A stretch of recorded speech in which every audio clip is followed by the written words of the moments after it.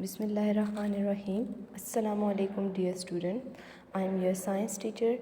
As you know that in the previous lecture we have started the revision of first unit, and in today's lecture we will cover the remaining topic of first unit, but before starting the new topic I will give you a short explanation of the previous lecture as well. So our first unit is the human body. As you know that human body is like a wonderful machine. For example, there are different machines at your home, and the job of these machines is to make our work easier. They do different jobs, they do different work for us. In the similar way, the human body is like a machine and it performs a wonderful job, and these jobs are done by the different organs and systems that are present within the body. There are different number of organs that are present in the body. For example, stomach that helps in digestion, and similarly human heart that is for distribution of the blood throughout the body. So there are different organs that are present in the body and they perform different job. One of the most important organ within the body is the brain, and that is the control center of the body. It controls all the system and the organs. So it is like the control center of the human body. It has three main parts. One is cerebrum, the second one is cerebellum, and the third one is brainstem, which is also known as medulla. Cerebrum is the largest part of the brain, and it controls the five senses, that is taste, smell, touch, sight and hearing, as well as it controls memory and thinking.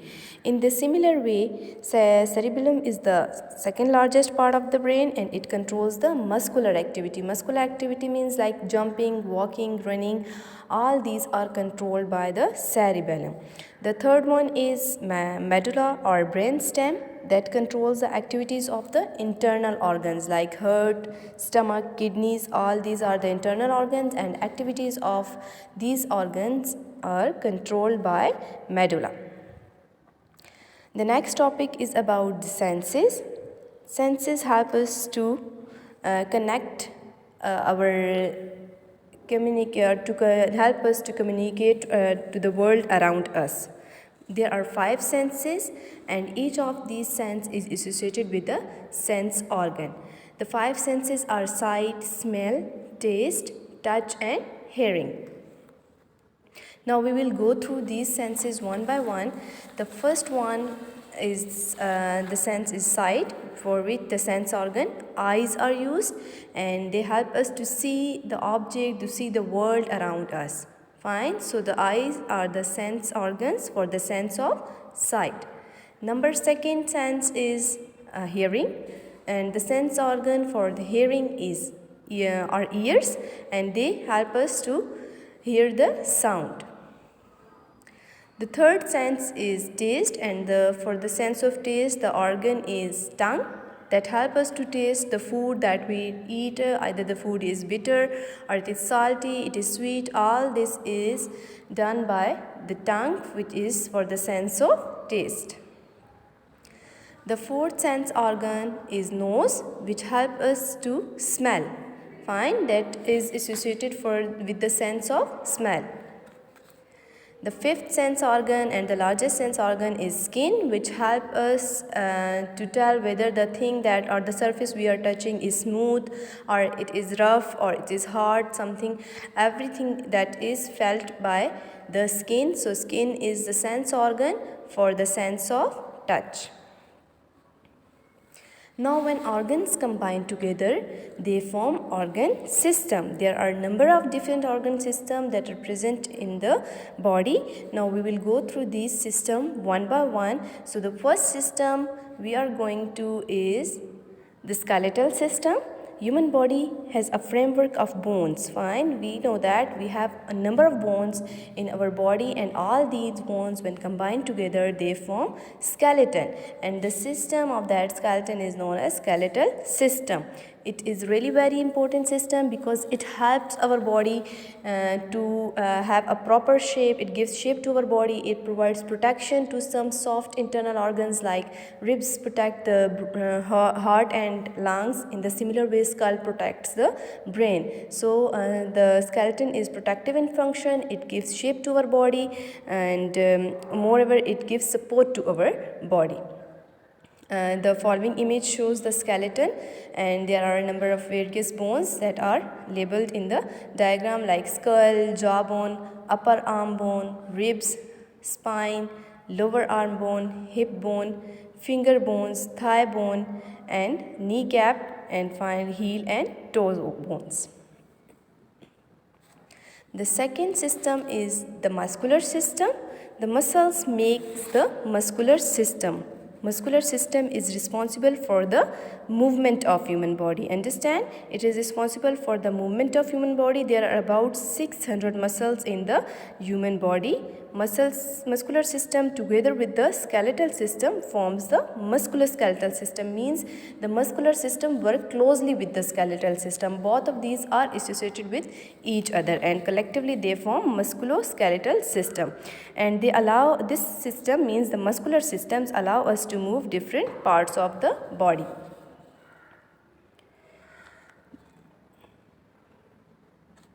The next system that we are going to study is the digestive system. Digestive system, have you ever wondered that where does the food goes when it enters the body? So remember that food enters the body is dealt by which system? It is dealt by the digestive system. So the process of breakdown of food into smaller particles so that it can be absorbed by the blood is called digestion. Fine. So the whole process is known as digestion, and the system which controls this process is known as digestive system. The following organs are involved in the process of digestion, that is mouth, food pipe through which the food passes into the stomach after we eat that, and then it goes to small intestine and then large intestine. Fine. So these are the organs that are involved in the process of digestion, and that forms the digestive system. The next system is the circulatory system. Circulatory system consists of heart plus blood vessels, that is the arteries and veins. The following image indicate the heart and arteries and veins. The veins are the one that are blue in color, and the arteries are reddish in color because they carry the pure blood, that is the oxygenated blood, where the blood within the veins is the impure and deoxygenated blood. So circulatory system is really very important because that controls the circulation of the blood in our body. Fine. So the three main components of the circulatory systems are heart, arteries and veins. All these together form the circulatory system. Respiratory system. Respiratory system is when we breathe air, enters our nose and then it passes through the windpipe and taken to the lungs. Understand? Means that is also really very important because we cannot live without breathing. So the system that controls all the breathing and this process is known as respiratory system. Fine. So whenever we breathe, we inhale oxygen, and then this oxygen passes down into the lungs through the windpipe. Now in the lungs, this oxygen is absorbed by the blood, and then that blood goes to all other parts of the body, that oxygenated blood, and then supplies this oxygen to the rest of the body. This is very important system because without oxygen, our body is like a car without a fuel or a waterless pool. So it means that is a really very important system of our body. The next system is the nervous system. Have you know what is nervous system? The system which tells the body that what to do and when to do is called nervous system. Means that gives us all the information that what we have to do and when we have to do is the nervous system. Okay, so the brain, nerves and spinal cord, all these makes the nervous system.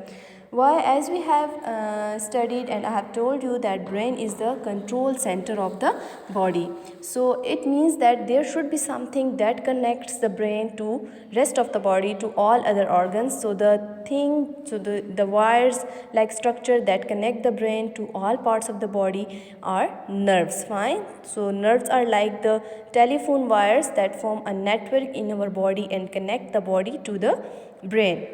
Hence, these nerves take information from the sense organs and then give that information to the brain, and then brain accordingly tells us that what to do in that situation. So, brain, nerves and spinal cord, all these makes the nervous system. Spinal cord is like a cord-like structure, white cord-like structure that is present within the spine. Fine. So, all these three things, brain, spinal cord and nerves makes the nervous system. The last system in this unit is the excretory system. Excretory system is, do you know that which system of your body take the extra liquid out of your body? Most of the food we eat also contain a lot of liquid, but you don't know that which part of the body take the extra liquid out. Okay, imagine that what would happen if your body didn't get rid of extra liquid. But there are certain liquids, certain parts, certain organs that are responsible for removing the waste out of the body. For example, lungs get rid of waste air. Waste air means carbon dioxide that is not required by the body. As you know that we need oxygen, but carbon dioxide should be removed from the body. So there are organs, lungs are responsible for removing the waste air, removing the carbon dioxide. In the similar way, kidneys get rid of urine and skin get rid of sweat. And all this collectively makes, okay, all these organs collectively make a system which is known as excretory system. So it means the excretory system is the system through which we are able to get rid of waste products from our body. It's enough for today. Stay home, stay safe. Allah Hafiz.